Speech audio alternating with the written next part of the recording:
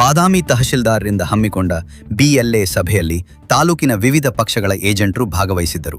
ಸಭೆಯಲ್ಲಿ ಅಧಿಕಾರಿಗಳು ರಾಜಕೀಯ ಪಕ್ಷದ ಬಿಎಲ್ಎಗಳಿಗೆ ಎಸ್ಐಆರ್ ಹಂತಗಳು, ನಮೂನೆ ಭರ್ತಿ ಮಾಡುವ ವಿಧಾನ, ಬೇಕಾಗುವ ದಾಖಲೆ ಬಗ್ಗೆ ಸೂಕ್ತ ಮಾಹಿತಿ ನೀಡಿದರು.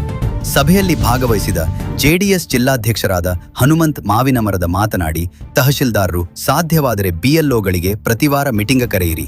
ಮತದಾರ ಪಟ್ಟಿ ಪರಿಷ್ಕರಣೆ ಎಲ್ಲೋ ಕೂತು ಮಾಡುವಂಥದ್ದಲ್ಲ, ಪ್ರತಿ ಮನೆಯ ಬಾಗಿಲಿಗೆ ಹೋಗಬೇಕು. ಬಿಎಲ್ಒಗಳಿಗೆ ಕಡ್ಡಾಯವಾಗಿ ಪಕ್ಷಗಳ ಏಜೆಂಟ್ರೊಂದಿಗೆ ತೆರಳುವಂತೆ ಸೂಚಿಸಿ. ಆಗ ಪ್ರತಿಯೊಬ್ಬ ಮತದಾರನ ಮಾಹಿತಿ ಸಿಗುತ್ತದೆ. ವಿಶೇಷವಾಗಿ ತಹಶೀಲ್ದಾರರು ವಾಸಸ್ಥಳ ದೃಢೀಕರಣ 2-3 ದಿನದಲ್ಲಿ ಕೊಡುವ ವ್ಯವಸ್ಥೆ ಆಗಬೇಕು ಎಂದರು.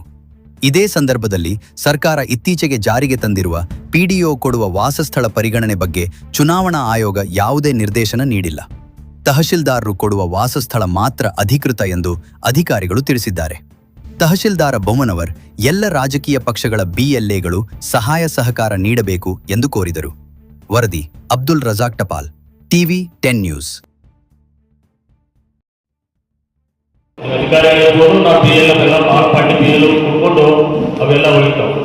ಮ್ಯಾಪಿಂಗಿಂದ ಹೊರಗಿರ್ತಕ್ಕಂಥ ಹೊಟ್ಟಿದ್ದ ಸಮಸ್ಯೆ ನಮಗೆ ಆ ಉದ್ದೇಶ ಬಂದಾಗ ಎಷ್ಟೋ ಜನ ಡಾಕ್ಯುಮೆಂಟ್ ಇದ್ದೇ ಇದೆ ವಿಚಾರ ಬಂದಾಗ ಅದಕ್ಕೆ ತ್ವರಿತಗತಿ ಒಳಗೆ ನಿಮ್ಮ ಇಲಾಖೆಯವರು ಒಂದು ಅಪ್ಲಿಕೇಶನ್ ಕೊಟ್ಟರೆ ಒಂದು 2 ದಿವಸ ಎಲ್ಲ ಪ್ರೊಸೀಜರ್ ಮುಗಿಸ್ಕೊಂಡು ಕೊಡೋಕೆ ವ್ಯವಸ್ಥೆ ಆಗ್ಬೇಕು.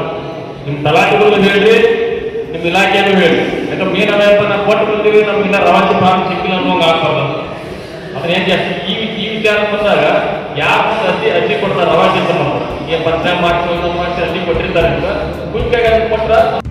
ಕ್ಷಣ ಕ್ಷಣದ ಸುದ್ದಿಗಾಗಿ ನೋಡ್ತಾ ಇರಿ ಟಿವಿ 10 ಕನ್ನಡ ನ್ಯೂಸ್.